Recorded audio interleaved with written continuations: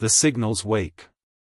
Dr. Olivia Fan hadn't slept in 36 hours, but the readings on her monitor made her forget all about her exhaustion. The Deep Space Listening Array in Chile's Atacama Desert had picked up something unprecedented, a signal that defied every known natural phenomenon. "Harrison, are you seeing this?" She called out to her research partner, her fingers flying across the keyboard as she refined the incoming data. The signal pulsed with an impossible regularity, carrying patterns that couldn't be explained by any known celestial body. Dr. Benjamin Harrison looked up from his own station, his gray eyes widening as he studied the waveforms. "That's not random noise," he muttered, wheeling his chair closer. "And it's definitely not one of ours." The signal had appeared 3 hours ago, originating from somewhere beyond Neptune's orbit. At first, they dismissed it as another false positive. Space was full of those. But this one hadn't disappeared. Instead, it had grown stronger, more distinct, and undeniably artificial. "I'm running it through the verification protocols now," Olivia said, her heart racing. They'd practiced this scenario countless times, but the reality felt surreal. The protocol for potential extraterrestrial signals was clear: verify, document, and notify. No assumptions, no headlines, no chaos. The Chilean facility housed the world's most advanced radio telescope array, specifically designed to search for signs of extraterrestrial intelligence. But in its 15 years of operation, they'd never found anything this compelling. Harrison leaned closer to the screen, his coffee forgotten. "The pattern repeats every 147 seconds exactly. Natural phenomena don't do that." He pulled up another window, analyzing the signal's frequency distribution. "And look at these harmonics, they're perfectly spaced. This is engineered." Olivia nodded, her throat dry. "I'm seeing coherent information encoding. Whatever this is, it's not just broadcasting, it's trying to communicate." The verification protocols took another hour, each test confirming what they already suspected. The signal was real, artificial, and definitely not from Earth. When the final verification completed, Olivia's hands trembled as she reached for the secure phone that connected directly to the International Astronomical Union's headquarters. "This is Dr. Olivia Fan at the Deep Space Listening Array," she said when the line connected. "We need to initiate Protocol 7 immediately. We've confirmed an artificial signal of extraterrestrial origin." The next 12 hours passed in a blur of activity. More astronomers arrived at the facility, along with government officials and military personnel. The array's massive dishes continued tracking the signal as it grew stronger, indicating its source was moving closer to Earth. By sunset, Olivia stood at the facility's observation deck, watching the dishes move in perfect synchronization against the backdrop of the desert sky. Harrison joined her, holding 2 cups of fresh coffee. "The preliminary analysis suggests the signal contains mathematical sequences," he said, handing her a cup. "Prime numbers, geometric progressions, universal constants that any advanced civilization would recognize." Olivia took a sip, letting the warm liquid calm her nerves. "They want to make sure we understand it's deliberate." She pulled out her tablet, showing him the latest data. "But there's something else. These secondary patterns, they're not just math.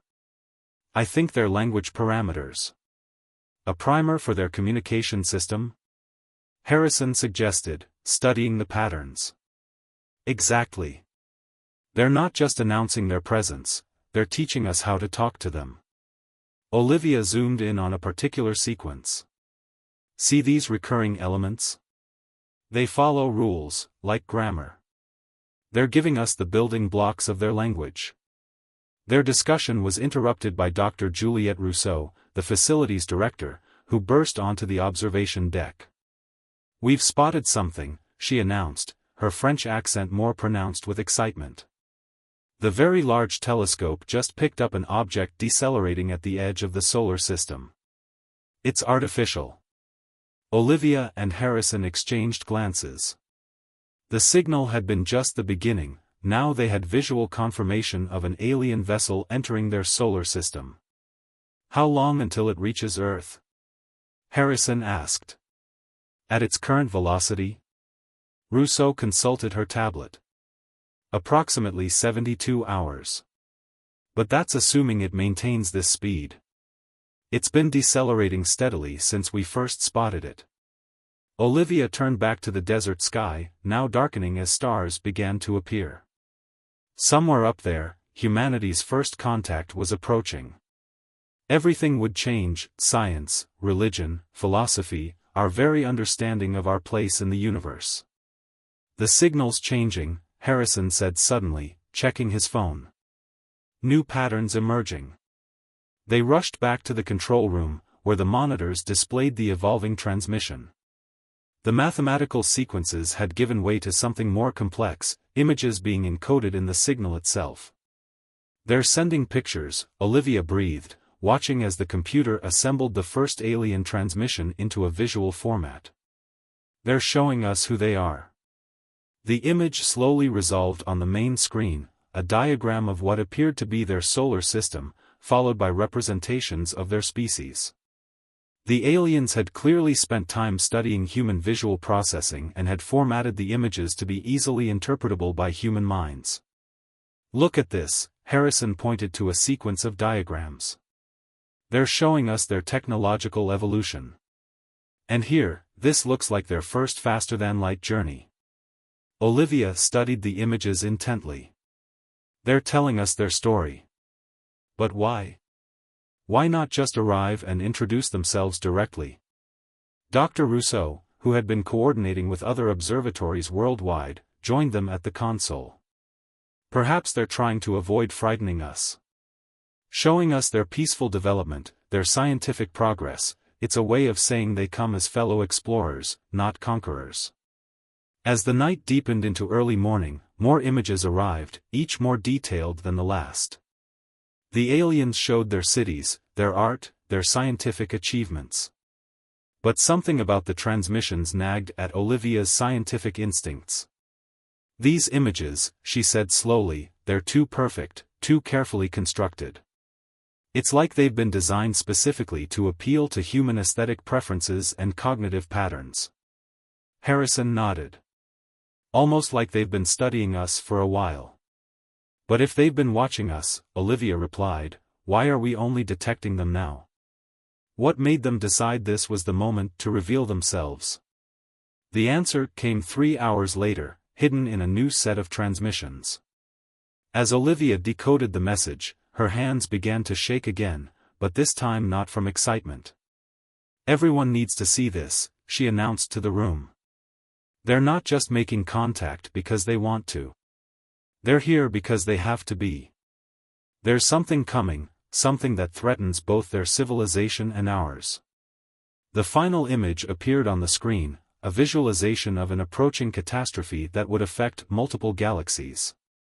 The aliens weren't just making first contact, they were bringing a warning. Humanity's first encounter with extraterrestrial intelligence wasn't going to be a simple exchange of scientific knowledge. It was going to be a desperate race for survival. Diplomatic tides. Ambassador Marcus Santos stared at the holographic display floating above the UN Security Council chamber, showing the alien vessel's steady approach toward Earth. After 27 years in diplomatic service, he'd thought he'd seen everything. Now, watching representatives from normally hostile nations sitting shoulder to shoulder, he realized how naive that assumption had been. "The Chilean transmission is clear," he addressed the assembly, his voice steady despite the gravity of the situation. "These beings, they call themselves the Lumini, aren't just making contact. They're warning us about something that threatens both our civilizations." The Russian representative, Viktor Petrov, leaned forward. "And we're supposed to just trust them? Accept their warning without question?" "The mathematics in their transmissions checks out," Dr. Rachel Wong, the UN's chief scientific advisor, interjected. "The astronomical data they've shared about this approaching threat has been verified by 3 separate observatories. Marcus watched the interplay of fear and skepticism across the faces of Earth's most powerful decision-makers. The Lumini vessel would enter Earth orbit in less than 48 hours, and humanity needed to present a united front. "We need to focus on the immediate issue," he said, pulling up the latest diplomatic brief. "The Lumini have requested a formal meeting with Earth's representatives. We need to decide who speaks for humanity." The chamber erupted in overlapping voices, each nation wanting to claim the historic role. Marcus caught the eye of his longtime friend and colleague, Ambassador Fatima al-Rashid from the Arab League, who gave him a knowing look. They'd both predicted this reaction. "If I may," Fatima stood, her voice cutting through the chaos. "The Lumini have already demonstrated their understanding of our global political structure. They've specifically requested a diverse council representing Earth's major regions and cultures." Marcus nodded gratefully at her intervention. "They've also shared their own diplomatic protocols. They value collective decision-making and expect the same from us. This isn't about one nation or bloc taking the lead, it's about humanity coming together." The chamber's mood shifted as he spoke, the reality of their situation sinking in. This wasn't a time for political maneuvering or national pride. The images the Lumini had shared of the approaching threat, a cosmic phenomenon they called the void storm, made Earth's political divisions seem painfully trivial. "We have another problem," Dr. Wong announced, checking her tablet. "Social media is exploding with conspiracy theories. Despite our best efforts at controlling the information, someone leaked images of the Lumini vessel. Public panic is becoming a real concern." Marcus had anticipated this. "We need to get ahead of this. The Lumini have offered to help us prepare a public announcement.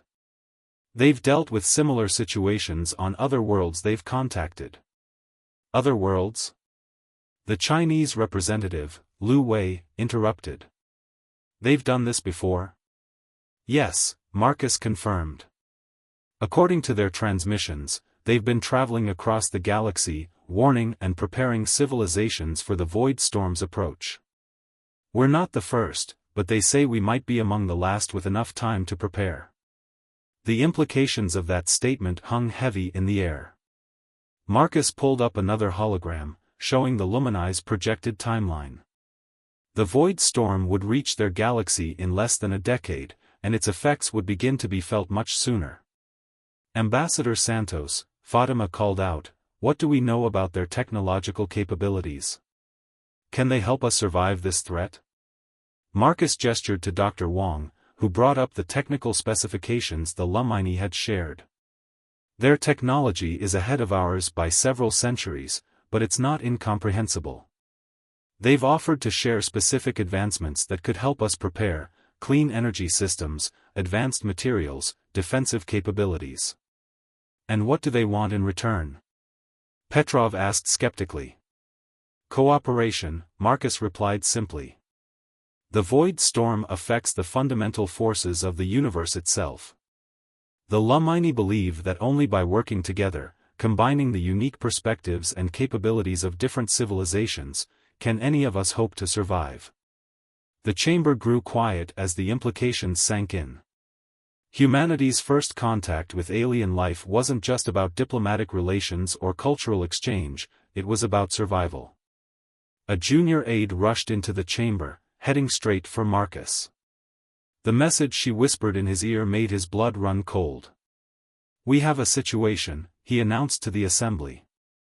"Our deep space monitoring stations have detected something else approaching, something massive. The Lumini vessel isn't alone."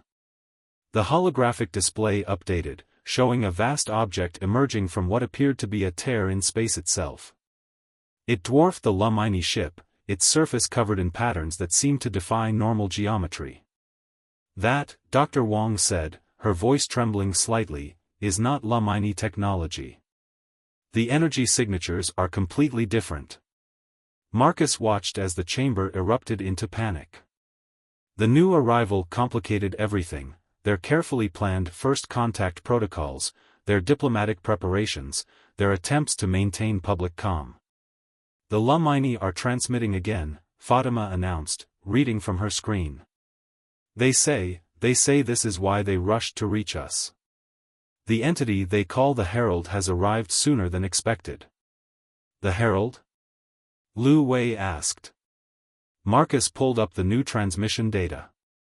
According to this, the Herald is a servant of the Void Storm itself, a cosmic entity that precedes the storm's arrival. Its purpose is to...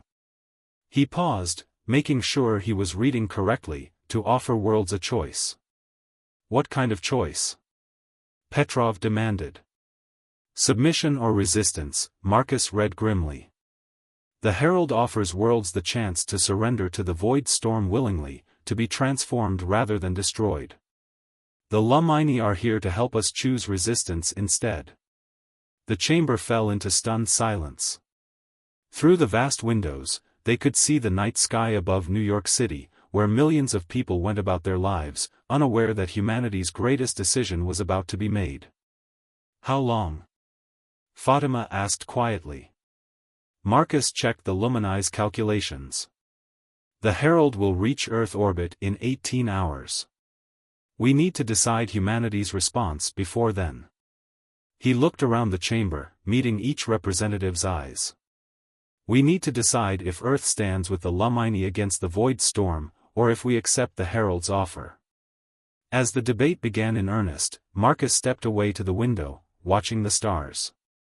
Somewhere up there, two vastly different alien entities were approaching Earth, each offering a different version of survival. The choice they made in the next few hours would determine not just humanity's fate, but perhaps the fate of the galaxy itself. The future of human civilization would be decided in this room, and Marcus Santos would have to ensure they made the right choice. Warriors of the Void. Captain Amara Desta stood on the bridge of the EDS Sentinel, Earth's first interplanetary warship, watching as her crew prepared for humanity's most crucial military operation. 6 months ago, the vessel had been a prototype, a symbol of international cooperation. Now it was the flagship of Earth's hastily assembled defense fleet. Status report, she called out, her voice carrying across the bridge with practiced authority. Lieutenant Jackson Reed responded from the tactical station, all systems operational, Captain. The modifications from the Lumini technical package are holding stable. Shield harmonics at 98% efficiency. Amara nodded, studying the holographic display showing their fleet formation. 5 ships, each representing the pinnacle of human engineering, enhanced by Lumini technology. It wasn't much against the cosmic horror that was the Herald, but it was all they had. Commander Rodriguez, she addressed her second-in-command, how are the other vessels performing? Maria Rodriguez consulted her displays. The Hyperion and Artemis report all systems green. The Shanghai Dawn is still calibrating their new weapons array, and the Gagarin is running final checks on their quantum sensors. The fleet had been assembled in record time, each ship upgraded with technology the Lumini had shared. The aliens had been generous with their knowledge, but implementing it had been another matter entirely.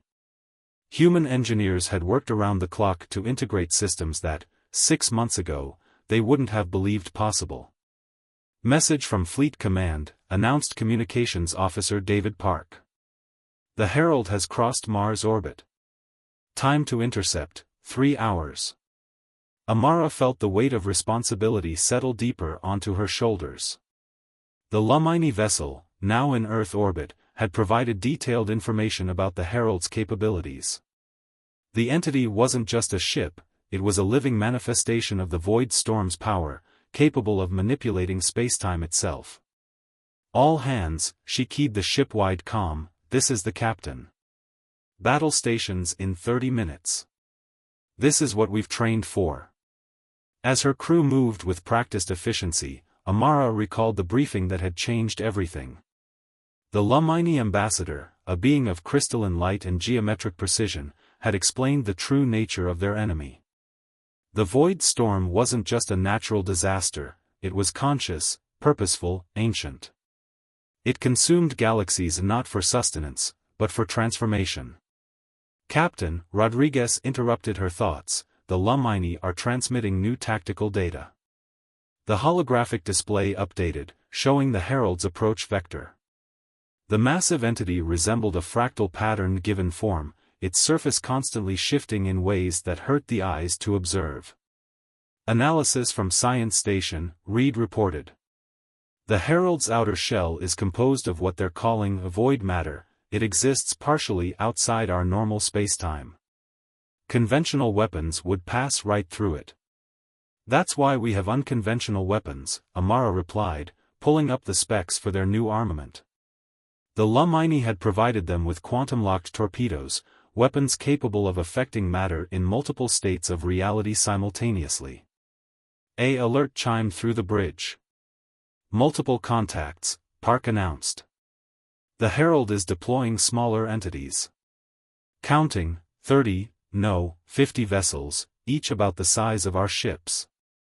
Herald's children, Rodriguez muttered.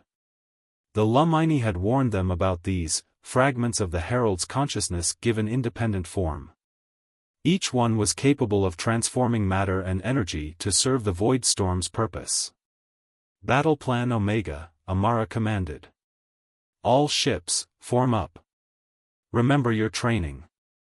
These entities may be ancient, but we're fighting for our very existence.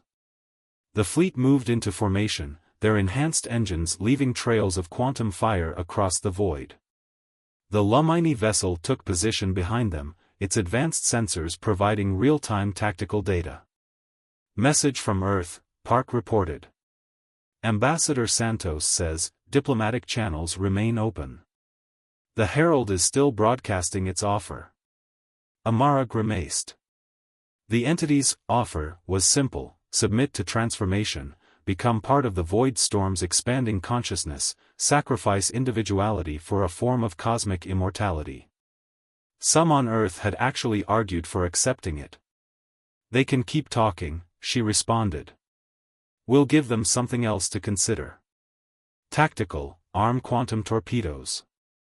All ships, prepare to engage. The Herald's children approached in perfect formation, their movements suggesting a hive-mind consciousness. As they drew closer, the ship's sensors began registering reality distortions, space itself warping around the alien entities. Energy spike. Reed called out. They're charging weapons. Launch countermeasures, Amara ordered. The fleet deployed clouds of quantum particles, designed to disrupt the Herald's reality warping abilities. All ships, execute attack pattern Delta. Target the largest concentrations and fire at will. The battle erupted in a display that defied conventional physics. Quantum torpedoes collided with void matter projectiles, creating explosions that existed in multiple dimensions simultaneously. The Herald's children moved with impossible grace, their forms shifting between states of matter. Direct hit on target Alpha. Rodriguez reported as one of the enemy vessels disappeared in a quantum cascade. The weapons work. But for every victory, the Herald's forces seemed to adapt. Their attacks became more coordinated, more precise, probing for weaknesses in the fleet's defenses. Shanghai Dawn reports critical damage, Park announced. Their shields are failing. Captain, they're experiencing some kind of transformation effect. The hull is changing. Amara watched in horror as the Chinese vessel's structure began to crystallize, its matter being rewritten at the quantum level. Get them out of there. Hyperion, Artemis, covering fire. We need to dash. Her orders were cut short as reality itself seemed to shudder. The Herald had arrived. The massive entity's presence dominated space, its fractal surface now alive with patterns that seemed to reach into the mind itself. Every crew member on every ship felt it, a vast, ancient consciousness touching their thoughts. It's broadcasting again, Park said, his voice strained. Not just signals now, it's in our heads. Amara gripped her command chair as the Herald's message filled her consciousness. Images of transformation, of transcendence, of union with something vast and eternal. The promise of evolution beyond physical form, beyond the limitations of individual existence. "Stay focused," she commanded, her voice cutting through the psychic pressure. "We are humanity. We choose our own path." The Sentinel's quantum weapons fired, their energy cutting through the dimensional barriers the Herald used for protection. Other ships followed suit, their combined attack creating a web of quantum disruption around the cosmic entity. For a moment, it seemed to work. The Herald's presence wavered, its psychic assault weakening. Then reality twisted again. "New energy signature," Reed reported, his voice filled with awe. "The Lumini vessel. Captain, you need to see this." Amara turned to see their alien allies' ship transforming, its structure unfolding into patterns that matched the complexity of the Herald itself. The Lumini had hidden their true capabilities until this moment. "All ships," she commanded, understanding dawning, "coordinate with the Lumini vessel. Follow their targeting solutions. We're not just fighting for Earth now, we're fighting for every free consciousness in the galaxy." The battle for humanity's future entered its final phase, and Captain Amara Desta led her fleet into the heart of impossibility itself, determined to prove that humanity's choice to remain free was the right one. Patterns in chaos. Dr. Dmitry Volkov's underground laboratory at CERN hummed with energy as quantum computers processed the endless streams of alien communications. Holographic displays filled the air with shifting patterns, Lumini transmissions interweaving with the Herald's psychic broadcasts. "There's something we're missing," he muttered, his fingers dancing across multiple interfaces. "The patterns aren't just language, they're doing something to local quantum fields." His colleague, Dr. Priya Ranganathan, looked up from her own workstation. "The energy signatures are unlike anything we've seen. Every time we receive a transmission from either species, it leaves traces in the quantum substrate." Dmitry had been studying xenolinguistics theoretically for decades, but nothing had prepared him for this. The Lumini language wasn't just a means of communication, it was a tool for manipulating reality itself. "Look at this," he pointed to a particular sequence. "When the Herald broadcasts, it creates quantum entanglement patterns. It's not just sending messages, it's trying to rewrite the fundamental properties of spacetime." The lab's sensors suddenly spiked, readings going off the scale. Above them, through layers of concrete and steel, the battle for Earth's future raged. But Dmitry knew the real war wasn't being fought with quantum torpedoes and void matter weapons. Dr. Volkov. One of his junior researchers, Toshiro Tanaka, called out urgently. "I've isolated a recurring pattern in the Lumini transmissions. It's identical to the mathematical structure of our own consciousness studies." Dmitry rushed to Toshiro's station, his eyes widening as he studied the data. "They're not just fighting the Herald, they're trying to protect consciousness itself. The void storm, it doesn't just transform matter. It rewrites the very nature of awareness," Priya finished, understanding dawning. "That's why the Lumini came to warn us. They're not just fighting for physical survival." The implications were staggering. The Herald's offer of transformation wasn't just about physical change, it was about fundamentally altering the nature of consciousness throughout the galaxy. As they worked to decode more of the patterns, the truth became increasingly clear. The void storm represented a different form of consciousness entirely, one that operated on principles alien to both humanity and the Lumini. The Herald's language, Dmitry realized, it's not just communication. It's a virus, spreading through the quantum fields that underlie consciousness itself. Each transmission is an attempt to rewrite our basic awareness. Their breakthrough came too late to warn the fleet above.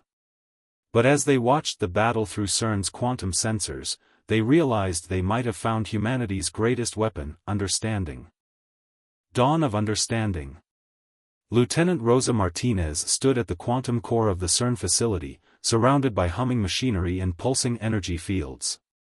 Dr. Volkov's discovery had changed everything, now they just had to implement it before it was too late.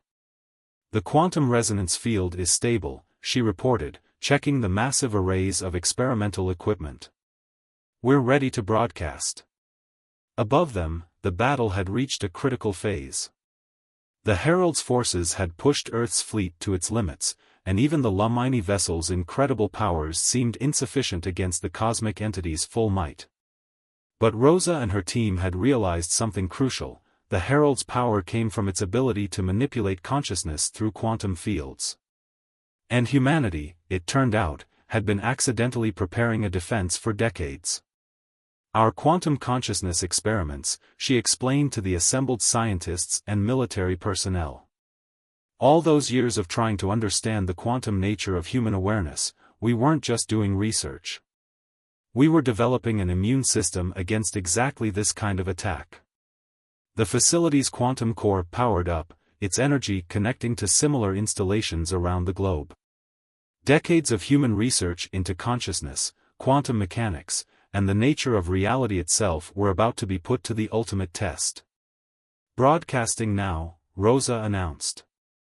The quantum resonance field expanded, carrying with it humanity's answer to the Herald's offer of transformation. Instead of fighting the Herald's attempts to alter consciousness, they embraced them, but on humanity's terms. The quantum broadcast carried the full spectrum of human awareness, individual yet connected, chaotic yet harmonious, finite yet infinite in potential. Through their quantum sensors, they watched as their broadcast reached the battle above. The Herald's attacks faltered as it encountered something it had never seen before: a species that could adapt to transformation while maintaining its essential nature. The Lumini vessel's transmissions changed, synchronizing with humanity's broadcast. Together, they created something new, a way of being that preserved individual consciousness while achieving the transcendence the Void Storm promised. The Herald's forces began to withdraw, its children dissolving back into its mass. The cosmic entity's next transmission wasn't an offer of transformation, but a request for dialogue. In the end, humanity's first contact had led to something far greater than survival. It had led to evolution, not through submission to an alien force, but through the synthesis of different ways of being. The Void Storm still approached, but now they faced it not as enemies to be transformed, but as partners in the next stage of cosmic evolution. Humanity, the Lumini, and even the Herald would meet it together, preserving consciousness while embracing change. Rosa watched as the quantum fields settled into new patterns, representing the first steps toward a future none of them could have imagined. Above them, Earth's fleet and the Lumini vessel began their return journey, no longer as defenders and allies, but as fellow pioneers on an incredible journey. "You know," she said to Dr. Volkov as they watched the new patterns form, "we've been asking if we're alone in the universe. Turns out we were asking the wrong question. The real question was, what do we become when we're together?" The answer, they were beginning to realize, was more wonderful and strange than anyone could have dreamed.